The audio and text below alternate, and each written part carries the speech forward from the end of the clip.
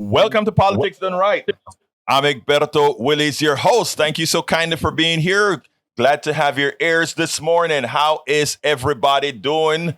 I trust you're doing just fine. We're going to have a great program for you today. Like usual, my brothers and my sisters, we are going to talk. Please do remember this is a call-in show, 713-526-5738. Again, that number is 713-526-5738. You don't have to wait till the end to call. Just give us a call and tell us whatever you want to tell us. Let us know whatever you want to talk about, etc., etc., etc. You know what, though? Of course, I always have subjects to cover with you, but if you want to change it because this is your show, you can always do so. Anyhow, how are my two brothers in the control room doing this morning? Well, we're considering hijacking the show today and talking about the Supreme Court decision that happened yesterday.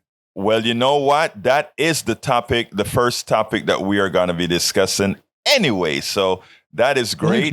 Now we don't have to hijack the show. Well, here's the deal. I want to get my spiel out, and I really let me first tell you this, okay? Before we get started, this is what having great teams are all about, man. I want to express a few things about affirmative action, and I then want your most your opinion, your feelings, including that of the audience, because I think a lot of these issues we have not looked at from a real, honest point of view. We have allowed the corporations to, and I bring corporations up for a specific reason, to use it as a wrong tool. I'd like to say with the universities, etc. So I really want us to not take on this issue as the polarized issue many would want it to be, and take it on as an honest, practical issue. But anyhow, I see a phone rang already. Amazing. Anyway, that's right. Probably Cheney. Anyway, let's go ahead and get your spiel, get a little from Jack, and then I'm going to get into my monologue. Well, I think that affirmative action was a good plan. It was designed to level the playing field a little bit, but I don't think in practical application it worked really well. It's like communism. Communism works on paper. It doesn't always work in practical application. It didn't do what it was supposed to do entirely. It did help some, help level the playing field just a little bit. But as far as being the answer to a lot of things, I'm not sure that it was. All right. I'm glad that you put that caveat. I'm not sure that it did what it was supposed to do. I am glad that you raised it, and I'm glad that you took that particular point of view, Brother Howard, because I want to add to that, and I want to kind of expand on that. But before we go to Gloria, let me ask Brother Jack Van Bever for his thought of the morning. Well, I was going to fuss at you for not leaving Jack out. Oh, I would never leave Jack out. Are you kidding me? Jack is my brother from another mother. Come on, Jack, talk to me. Yes. Good morning. You asked yesterday about different words for vulture capitalism, because we really don't want to insult vultures around here. We like them. And I had several, but one even starts with a V. So, some of them were parasitic capitalism, or just flat thieves, gun in your face capitalism, granny cheating capitalism. But I settled on, and me and Howard settled on vampire capitalism. Oh, my God. You know something? The blood Jack, out. wait, let me ask you this. Who came up with the idea of vampire capitalism? Oh, Jack did. Jack? Yeah. You're going to see a whole list of them. Well, Jack, the list is done, man, because I love the V letter. But secondly, that is what you're going to see in my blogs going forward. Vampire capitalism. I love it. We'll talk about it, but let's go to Gloria, not have Gloria waiting all this time. Gloria, come on in. I want to talk about the Travis Green. Is it Travis Green, the situation at the Astro What do you want to talk about? about the incident that happened at Astro? I'm glad they didn't charge them for that because I felt like it was just too many people. Okay. And Turn your radio down, Gloria. All right, go ahead, Gloria. The people. Yeah, they just had too many people there, and then they said a lot of people were jumping the fence. Uh-huh. It was just too many people. And I feel, and we had never had nothing like that before to have that type of concert. They had concert like that, like in the 70s, like the hippie type of thing. Uh-huh. We had never had something like that. And I passed there yesterday, and I looked, I'm like, there wasn't enough room. Right, to have all those. To be there. Yeah, well, Gloria, I'm not up on the story. Let me just tell you, I didn't get the news that they didn't charge these guys. I guess they didn't charge the people who had the functions. They had a whole 30-minute public, what you call it, a news conference yesterday. Talk about 30 minutes of news yesterday. Okay. They didn't charge them. Yeah. Well, I mean, like I said, I'm not up on the story, but I'm glad that somebody who's been there feel that way, that they didn't charge folks that shouldn't be charged. So I'm with you there, and thank you for bringing that up on the program. All right, Gloria. Okay, you're welcome. You have a wonderful rest of your day, my friend. Okay, all right. Let me go ahead and get started. Title of the show today is The SCOTUS Attack on Civil Rights Continues, Why Private Insurance Must Die, and Cheney's Truth. All right, we're going to start the topic with the affirmative action issue. But before we get started, I want to tell a personal story. And I define myself as an Afro-Latino Caribbean man. I'm walking the streets of Houston. I'm just a black man. Okay. Now, when I went to the University of Texas back in the 80s, and I must say I was very comfortable at the University of Texas, but I went through a lot of tribulations simply because of my hue, my color, my race, whatever you want to call it. By the way, I want folks to understand, I think race is a stupid thing because the reality is one's pigmentation has little to do with one's intellect, biology, or anything else. That is, any scientist would tell you that. That's a fact. Now, our economic system depended on splitting people up, people being against each other. We could go through a lot of histories that right now is not germane to this particular discussion, but I'd like you to take at face value that particular statement that I said. Race is a stupid thing. Race has no value. We have instituted race so that a few on top can stay powerful. We instituted race and a lot of the other isms for that particular reasons.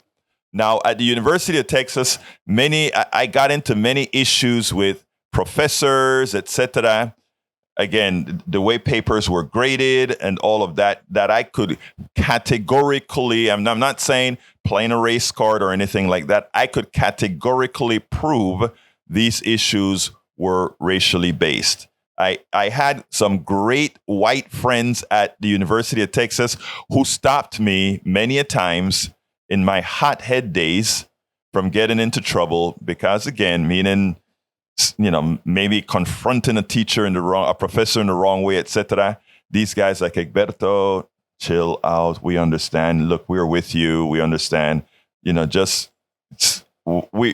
got your back. So let me just tell you on face value, those are issues that I went through. Now, when it comes to affirmative action, when I went to the University of Texas, the school was it's a very, very monolithically white school. I loved the school. The school is a great school, etc. But one of the things that really irked me many a times is that most of the white kids that were at that school believed that I was there because of this thing called affirmative action. So I was never looked at by most as somebody who earned the right to be at the top public university in Texas. I was always looked at as the affirmative hire, if you will, the affirmative student there. That plays a part on one's psyche if one's psyche isn't strong enough. It can have issues to believe, well, look, I do my work, I am smart, I am all these things, but still the body generally thinks you're only there because some external force says that somebody with your hue, with your color, with your race needs to be there. As such, when I left the University of Texas, I hated affirmative action. This black dude, when he left the University of Texas, hated affirmative action. I got several offers for jobs when I left the University of Texas. And by the way, my scores at UT weren't exceptional because, of course, I worked 40 hours a week as I went to school as well. I never did homeworks in many classes. Homeworks was 25% of the class. I fudged it. But anyhow, I knew the material very well. I did very well comparatively. When I got into to the workforce, this was my experience. I went ahead and I got a job in Louisiana, run trucks because of issues with my back. They told me, after all, we can't keep you on, but go to Houston and interview for this job. My first experience were twofold. The job that I interviewed for, on paper, I was not qualified for. It was for a senior programmer analyst that I didn't while I did a lot of programming back in school. In fact, I wrote a program to control a ship in the middle of the ocean in Fortran with the windage and waves and that sort of stuff. I didn't have the title master's in computer science. After I got that interview with this great woman who herself was fighting her way in the good old boy network in the oil industry.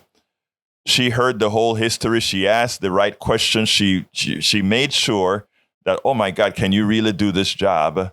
And she was enthralled, and she went to the VP of the organization and said, this is the guy that I want to do this job. It was for a system, TDS-11, never forgot the name of the system.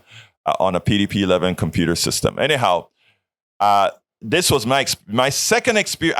After feeling like I got the luck of the draw, that this woman really thought that I could do this job and she wanted to hire me, my second experience was going into the office of the VP of this particular organization, sitting down, him closing the door behind me, and it just felt weird. And he looked and he said, and I won't use her name, but he said, she likes you. She thinks you are going to excel at this job. I don't know why, but I want to tell you something, man to man. You got 6 months. And if you don't make it, I don't want to hear a damn thing about affirmative action. That was my entry into the workforce in the United States of America. A 22-year-old kid, and notice I said kid, green behind the ear, 22-year-old. That was my introduction to the system. I told, suffice it to say, it was a load. I'm sitting down there, and it wasn't like, welcome to the corporation. It wasn't, welcome to a great company to do great things, that was not my entry into the company. So as you can imagine, I hated affirmative action even more because now I understood that I'm in that job and what it was going to mean to me as far as how my peers were going to look at me. That 6-month project was completed in its full potential successfully in 2 months. The lady who said she saw that I could do the job, walked into my office and said, let me tell you something. Forget all the crap this guy told you. You are here, brother. Well, she didn't say brother, but, she said, you are here, and moved on from there. But all the while, I always felt that pressure that everybody looking at me before they saw my work thought I was there solely for affirmative action. I hated it. I hated affirmative action. I then remember, having going, we used to have, we were young. We used to have all these great parties, and there are times I was a bartender, even though I didn't drink, but we'd have these big parties, and we'll get into big arguments about political issues and all of that. And I was the one that they would always call a Republican. I was never associated with either Republicans or Democrats, but they would call me a Republican because I had this anti-affirmative action thing on my shoulder, because I hated that is how I was going to be judged. So this guy, one time, he was working for Channel 13, and he was a reporter for Channel 13. And, they had issues at 13 with minority reporters and that kind of stuff. And then he came to me and he said, you are an idiot. You are a buffoon. And he ragged me, and he said, I'm tell you what, whenever you change your mind, you give me a call. And I remember when I changed my mind. I don't remember the exact flip point, but I remember thinking, oh my God, and I don't remember what is it that triggered it. But I remember thinking, oh my God, the reason I got into the University of Texas was, in fact, affirmative action. The reason I even got the job at that company was because of affirmative action. It's not that I couldn't do the job. It's not that I wasn't qualified for the job. It's not that I wasn't smart enough for the University of Texas and they made that choice to come and pick me up. But it was that they had affirmative action said, look, we cannot, just because the managers and the educators or whatever are more comfortable with people who look like them, only consider people who look like them. And the second thing, in a pool of, let's say, white people where there will always be enough white people to qualify for any one job, there are white people who will keep another white person out of a job because there are only X amount of slots, just as another black person likely would have kept a qualified black person would have kept a qualified white person out of a job. In other words, that white person that was qualified but wasn't chosen over that black person, or that same white person could probably not have been chosen because of another white person. It's the thing about having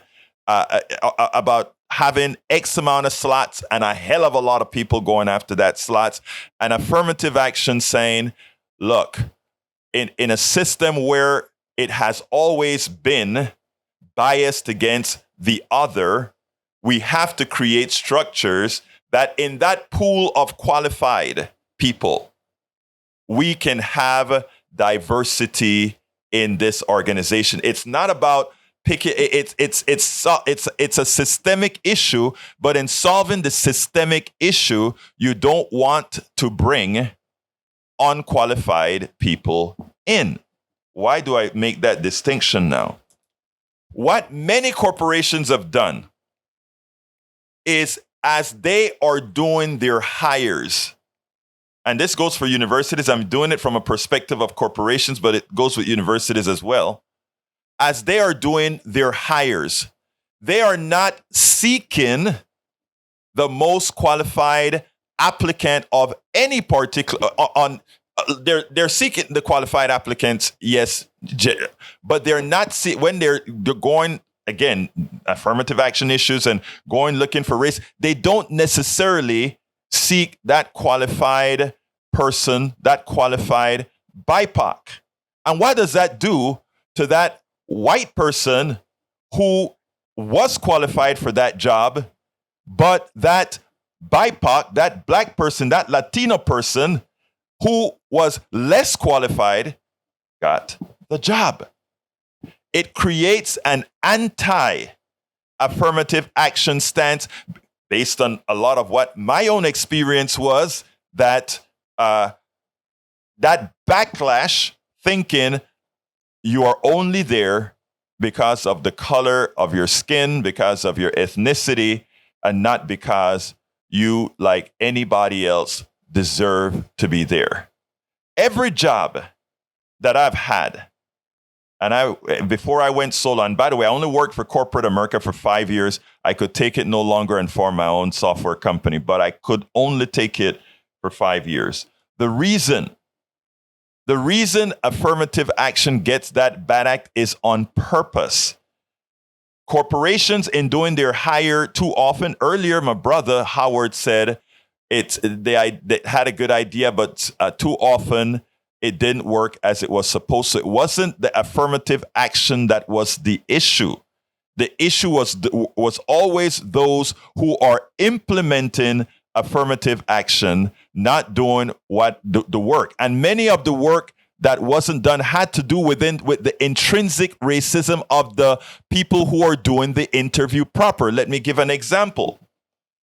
Many a times I would be qualified for a job, but because of racism of the person who is directing the job, they wouldn't want you for the problem as, well, since you know something, I definitely don't want a BIPOC in here who is going to show me up, as if that is not going to happen with a non-BIPOC showing this particular person up. And too often what that means is that the most qualified BIPOC, black person, Latino person, indigenous person, doesn't get selected because not of affirmative action, but because of that person's own misgivings, that person's own implicit racism, prejudice, or otherwise. And that screws the whole pot up. So now what we get is many white people wouldn't just come out and say, I hate affirmative action because I feel it discriminates against me. I mean, a lot of folks have been made to believe that is what happens. They don't say that if it's a white person getting that job, that kick them out of the job, because again, that's not the framing that those demagogues are going to use. It's not the framing. The framing that real racist prejudice folks are going to do to get good people on their side, good white people on their side, good everybody on their side, is to point out you lost your job because they gave it to some unqualified other. So when I find white folks that are against affirmative action, my first point of view isn't to say you're racist or to believe that. It's to say, there goes our efficient system that creates racists again. It's racism is not a real, or rather race is not a real thing, but my God, it has created real problems by design. A lot of folks don't like to hear me say that, race is a stupid thing or whatever, because people have this great attachment to that stupid color thing. They have that great attachment to supremacy of the way you look, when in reality, there are very few people who are simply teaching you to think that way so that they can have full control with you fighting everything else, but fighting that which holds you down. It's not affirmative action that has hold people down. I want to talk about, if you really thought about certain things, right? If you go into a university, there's this thing known as legacy enrollment. In other words, you get a push ahead. Let me stop for a second. We used to do when I worked on the board of Move to Amend, we would create skits that for people to do to show how people move along in life, the average person. And we'll line everybody up, a completely multicultural group. And we will ask about 10 questions about their life situation and how things happened in their lives. And we would say things like one step forward if this happened in your life, stay where you're at if this happened in your life, or take one step backwards if this happened in your life. And after we did that test, it was amazing, and it was a graphical way to show how systemic racism, systemic prejudice has worked in this country. You can find that experiment all over the internet now. In fact, I saw a TikTok on it and I said, hey, wait a minute. We used to do that at Move to Amend. But anyway, you would see it. But anyway, going back to the subject at hand, when the Supreme Court made that change, notice it had no effect on things like legacy enrollments. Legacy enrollment says if you were a part of this institution, your parents, that is, you will get an edge up on everybody else who's applying for that institution, right? So therefore, there are two things that legacy does, right? Legacy hurts the other white qualified people, just like the other white qualified people think that getting a notch for being a BIPOC to get into that institution holds a pool of qualified white people out. I mean, it's another edge that you get up, right? But I have yet to see too many people complain about the legacy issue. But I will add one thing to the legacy issue. The legacy issue is also a racist issue. And how is the legacy issue racist? The University of Texas, my school, let's start with my school. The University of Texas never allowed BIPOCs in there. Black people, Latinos, other people of color could not go to the University of Texas. What that means is that the vast majority, if not all, of the legacy points, in other words, the advantage you get from being a legacy person, only applied to white people. So there you go, right? A legacy thing that right now the Supreme Court did nothing about. Built into that legacy program is implicit, systemic racism. Why? Because at the time these legacy programs came into the fold, Black folks couldn't go to those universities. As such, what that meant, again, is within that structure proper, within the legacy structure proper, it is implicitly racist because all those points for legacy goes to one group of folk. At the inception, of course, now that I went to the University of Texas, if the legacy program's still there, my daughter should get it, although I don't think that applies to the University of Texas. But anyhow, you see my point. So my point, the whole issue here is the Supreme Court in adapting the fallacy about affirmative being a racist entity. In other words, discriminating against white people, using race to get folks into the college makes absolutely no sense. And what it really does is what we see is happening in California. California, what occurred is they went completely race neutral. And what happened immediately is their Black population fell by 44%. Their indigenous population fell by 90%. Again, it's not about somebody not being there. It is about, and again, that is this wasn't a Supreme Court decision in California. It was the people of California after being miseducated by racists on what these issues really are. So do I blame the average citizens of California? No, I don't. I blame ill education, miseducation. And why am I honored to be having a platform on a place like KPFT or on the internet or anywhere else? Because without any stresses, without any external forces, we can honestly have a discourse. We can honestly discuss what these issues really are, and not how the plutocracy, the corporatocracy would try to use it to create divisions among us. An end of my monologue. And before I go to Johnny, I'd like to hear a little piece from my brother from another mother. Howard, talk to me, brother. Okay, Joel Egberto, I was sitting here thinking, listening to your monologue, and I have been a victim of discrimination myself. I got a job in 1980, part-time job, worked my way up to a full-time job. And in 1983, I was cut loose because I was not black. And that is exactly what they told me. They said, well, we need a black person in your spot. You're not black, so you're out. I said, okay. So while applying for a job, I applied at a black radio station. And one here in town, guy calls me up. He says, hey, is this your air check? Plays a little bit of it. I said, yeah. He goes, well, you're seriously being considered for a job here. I said, oh, that's good. He goes, well, first, are you black or are you white? I said, well, I'm white. He says, oh, well, we'll get back to you. And I'm still waiting for him to get back to me. So it works both ways. Discrimination, probably not so much towards white people, but I've been discriminated against myself. Did I hold it against affirmative action? Did I hold it against black people? No, of course not. It's just one of those things where, well, I wasn't meant to work there. So I just went on and worked somewhere else.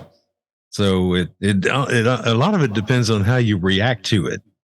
It's like, oh, okay, you're doing this to me because I'm black. No, not necessarily. But don't be that the first thought that you have. Like, well, maybe I'm not qualified for this job, or maybe I need to work somewhere else. And if they're discriminating against you because you're a certain color or a certain orientation, do you really want to work there anyway? That would be the question I would have to ask.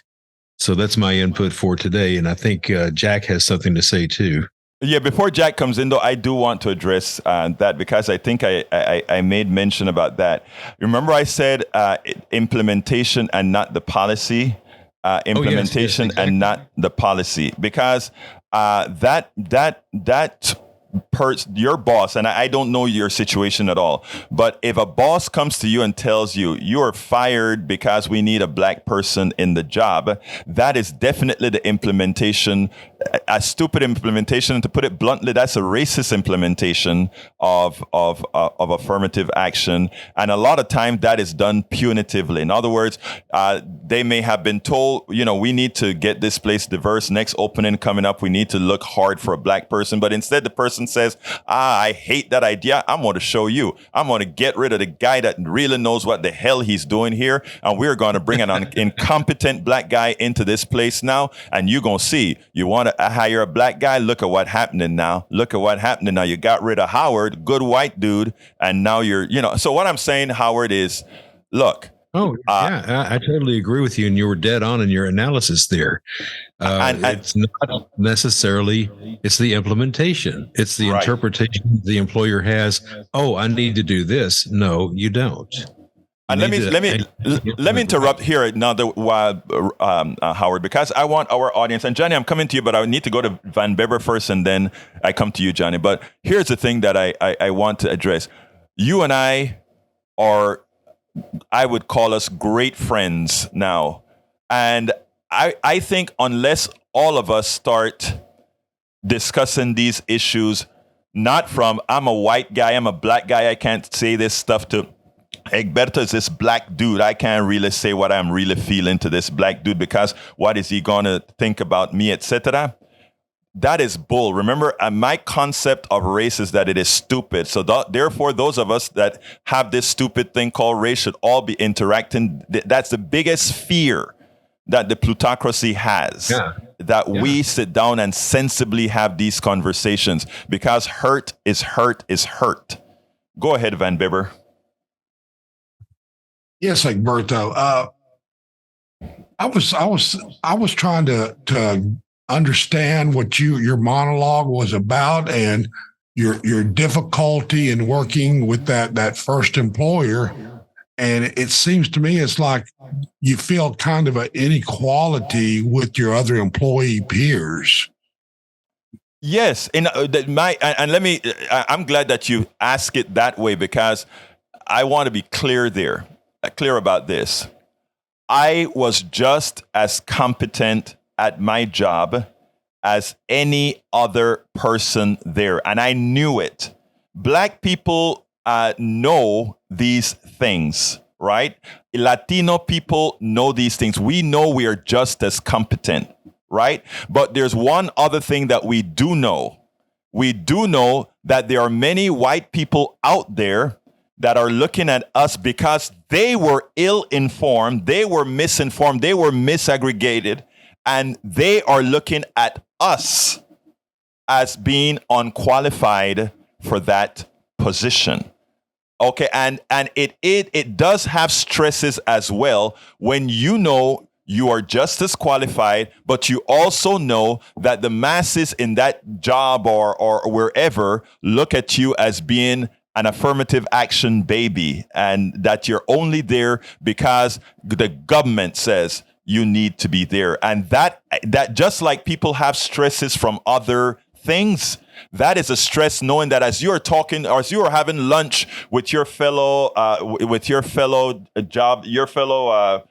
person at that job, knowing that person is looking at you saying, yeah, Berto, I like you, but I know you only damn well here because you black. I know you're only here because they had to have an affirmative action baby here. I know that. And that grinds on you because it's what's not said. And that's why I interrupted Howard here. And I say, these are the conversations we should have, not being scared of folks saying, if Howard say this, Howard is a damn racist. Never. Would you have to be able to have these discussions openly. Go ahead, Van Bibber. These policies, they come up with the names of them like affirmative action.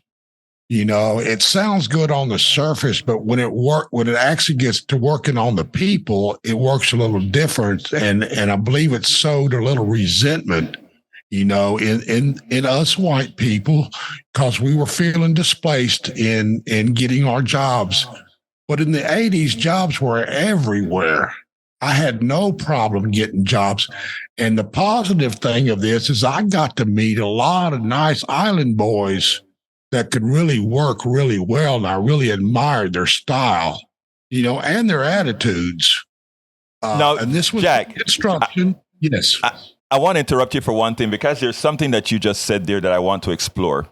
You just said a lot of us white people, which is right, feel displaced. Legitimately so, right? That's how you feel, right? Yes. Okay. Now, let me ask you let me throw that the other direction. I want you now to wear the skin of the black person who doesn't even have the ability to feel displaced, but the ability that no matter what they are doing, they just wasn't placed. You talk about displaced. Let's talk about even being placed. You see how these things can be used against folks in a way when we don't frame it correctly. In other words, if the corporations at all, if they don't frame it together, they would solely say, white people are feeling displaced. It's like how they give Trump a pass. White people feel that the country is changing and they're no longer in the superior role. They're no longer in this particular role. Well, why do we need to feel that way? Why don't we want to feel in an equitable way? I mean, Jack, let me ask you a sort of a personal question. Do you feel why do some people think, let's say, if they have a white boss that is mistreating them as opposed to a black boss, that they'll go ahead and take the white boss over the black boss? You see what I'm saying? It's a frame that we have to teach ourselves out of because of what was impacted into our brains. Your thoughts? Well, my experience has been that I was discriminated more from white people than I ever had any experience with black people. because they're the ones that are the bosses In power, right? and the administrators. Right. And, I came from Deer Park, which was basically all white until the mid 70s when we had our first black students come in there. But they ran me out of high school long before that. Jack, you were probably a terror, man. You were probably a terror, dude. I've got about one or two sentences to add, Jack. Oh, man, go ahead. Go ahead. Honestly, in my experience, I have worked for black men as managers. I have worked for white men as managers, white women, and I've worked for Hispanic women. And honestly, the black managers were cool. They didn't even, they said, okay. Back. And one of the things about me is I know what to do. You don't have to stand over me and say, okay, you need to do this, this, and this. I know what to do. I work best when I manage least. Just give me the assignment, tell me what you want, when it's due, and then get the hell out of the way. That's how I work. And the black managers were always that way. They said, okay, we want you to do this. All right. When do you want it? Tomorrow. Okay. It was done that afternoon. So it just depends on the man. It depends on the manager. So we need to get to Johnny here before Johnny falls asleep on the phone. Yeah, let's go to Johnny. Come on in, brother Johnny. Speaking of brother Johnny falling asleep on the phone, today was supposed to be my day off, but that's okay. You never take a day off. I'll take off Monday, okay? So, and don't be predicting my call when I'm doing something else and I hear you speak my name. That is really stimulating. I actually like Howard's realization at one point when it occurs to him that maybe that's not a place he wants to work at. So good for Howard. That's points for that. And Alberto, you said something right before he made that realization that I also agree with. You guys are both right. But remember the idea about retroactivity for student loan payback. Yes. Relief program. I told you about how we should include retroactivity. And why? Because that's a good way to sell it. And that's not the only reason why. If you name that segment of the program educational reparations, and you have a separate check included with people's tax IRS refund in April, they get. When that guy who told you that first fire says, I don't want to hear about reparations, when guys like that open up their tax refund envelope in April, and they get their tax refund back, and then they see the second check with educational reparations printed across the top, and it represents 50 or 60% of the student loans that they paid 2 decades, 3 decades ago. That's a way of taking back the language from Frank Luntz. And not only does it annoy Republicans in Washington, which is a bonus for me, but it's a way to, again, take the language back and start reordering people's thinking about what does reparations really mean. Reparations discussions will then have a different timbre when they go back and they think about the educational reparations they received as ugly white men. You know something, Johnny, you always have a way to tease people into accepting things, into doing things, or a way that they can look at it in a different manner. I like that. I honestly like how you think. That's why we're brothers from different mothers. That's why we're brothers from different mothers, Johnny. That is why we're brothers from different mothers. Anything else you want to add, my dear brother? No, I'm going to now resume the rest of my day off. Have a good day, all of you. All right. Thank you very much, Johnny. Thank you very much. I'm glad we had this conversation. I would love to get some calls with people's honest thoughts, not thoughts that you think I want to hear. I would like your honest opinions, whether you agree, you disagree. My brother Roberto Lewis is in the house. He says, I am fitting that every day in the system that is designed for competency. When other cultures with brilliance of intelligence keep getting passing over to workforce, he's trying to talk about Black and Hispanics and the nature and issues that we've gone through. My brother served in Iraq with distinction, serving for this country, and in his belief and in how it should be. We should all have equal access to success. Mi hermano de Panama. Anyhow, folks, I'd like your thoughts. 713-526-5738. This is the type of subject that folks are generally scared to talk about because everybody thinks if I make a mistake and say the wrong thing I want us to get over that crap. That feeling that you're scared to say the wrong thing or that somebody's going to look at you and think you're a racist or somebody's going to look at you and whoever you are or, and I'm talking in both directions or whatever. I would like to hear your thoughts, folks. Latinos, llámame. Black folk, llámame. White folk, llámame. Call me. Llámame means call me.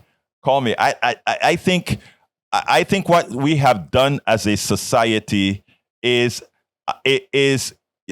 keep people fearful about talking about these types of issues honestly. I mean, we talk about it all day long, right? But we misinform all day long. I can listen to MSNBC and listen to progressives talk about race stuff, and then I'm going to a huge progressive conference in a couple weeks. In the biggest progressive conference in a couple weeks I'm heading to. And while we are going to be doing a whole lot of talking about, in fact, I know this issue is going to come up. Nobody's going to really sit down in a round table or in one of these offsets in one of these breakout panels. Nobody's going to really sit down and honestly say, I am going to open up everybody and say, this is how we really need to deal with this issue. We've allowed the plutocracy, the people that run the country, the people that run the Western culture. We've allowed them to lay a platform for a few to keep power, and within that platform came all the isms. Within that platform came all the isms. 713-526-5738. Again, that number is 713-526-5738. Only Johnny called so far wanting to discuss this subject. So what I'm going to do, I have the next thing that I had to play was, I have a 3-minute video. I was going to play. I had a 12-minute video on Medicare for All explained almost perfectly, but I am not going to have the time to play that video. So what I'll do is I'll play the Liz Cheney video that I was supposed to play yesterday. It seems like a call is coming in. So I'll wait on playing that video for that call that just came in. And give us a call, folks. We still have some time. 713-526-5738. Extension number 2 to get on air right away. 713-526-5738. Don't be fearful. We love people here. So let's go ahead and go to Pat.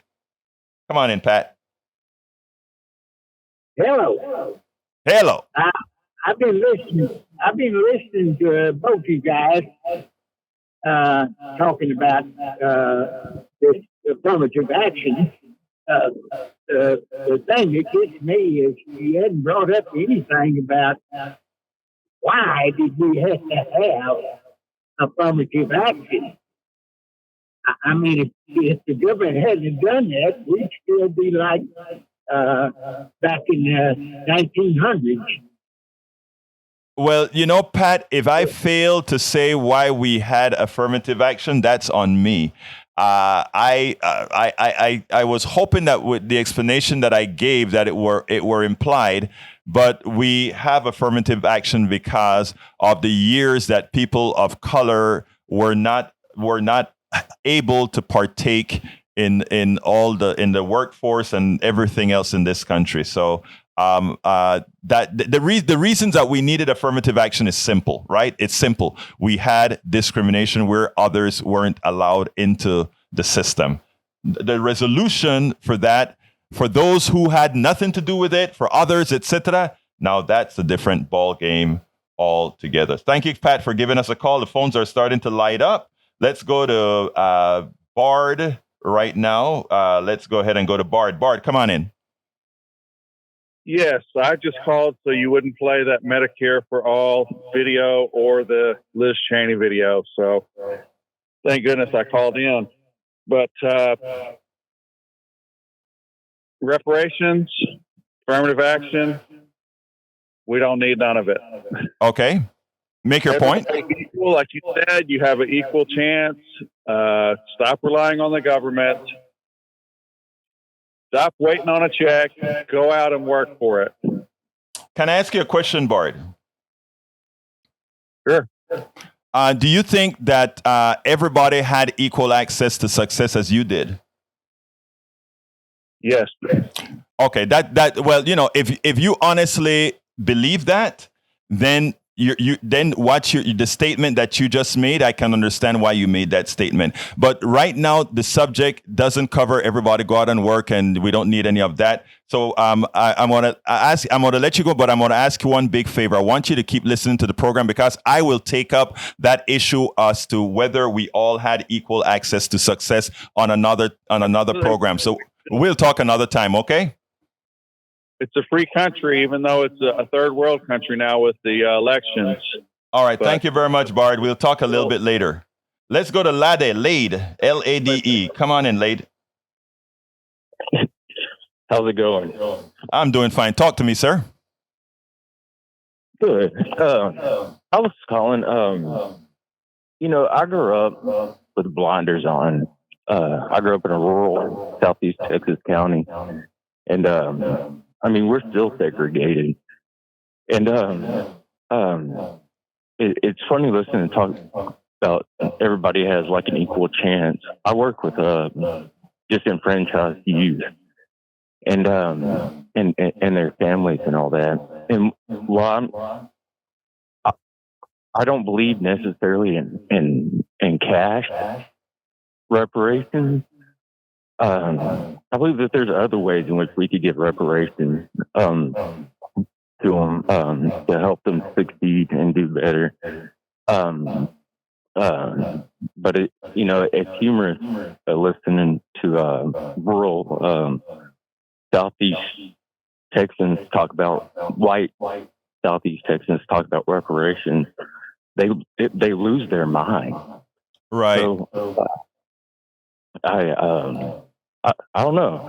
It's a tricky subject. But Lade, let me just tell you this, because I'm gonna have to run to the calls are starting to come in now. It's probably my fault that I didn't urge people to call earlier. But anyhow, we need to do a lot of talking on that subject, because I understand a lot of rural folks when their thought process didn't generate with themselves. It generated with what the system did to them. And the idea is, after you've once been educated as to the things that you've learned, after you took your blinders off, what we have to do is try to take the blinders off of others. And believe it or not, you, Lade, are instrumental in doing that. The mere fact that you just made this call is instrumental in doing that. So thank you for making that call, sir. Well, thank you for what you do. Have a wonderful day. Let's go to Roberto, número 6. Come on in, Roberto. Yes, sir. Yes, sir. Good morning, everybody. Buenos días. Buenos días a todo el mundo. But first of all, Egberto, first of all, I want to congratulate you for you to even have this topic, because this topic is so meaningful for everybody, especially the minorities and other cultures and everything like that. First, we are living in a systemic world, especially here in the U.S. of A., that we live under these old segregation laws and everything like that, with the progress trying to make a change. I'm seeing this thing going even from day one when I first put my feet on this soil here in the great of USA. It is a big challenge. One thing that I see all the time is that even with other cultures, especially since I'm a Black Panamanian, I'm going to speak for myself here. Working in a firm, especially in a white predominantly force, it's always that the fact that we, and I'm saying me as a person, we have to continuously trying to prove that not only that we are intelligent, not only that we are capable of even doing the job, and most of it that you will find is that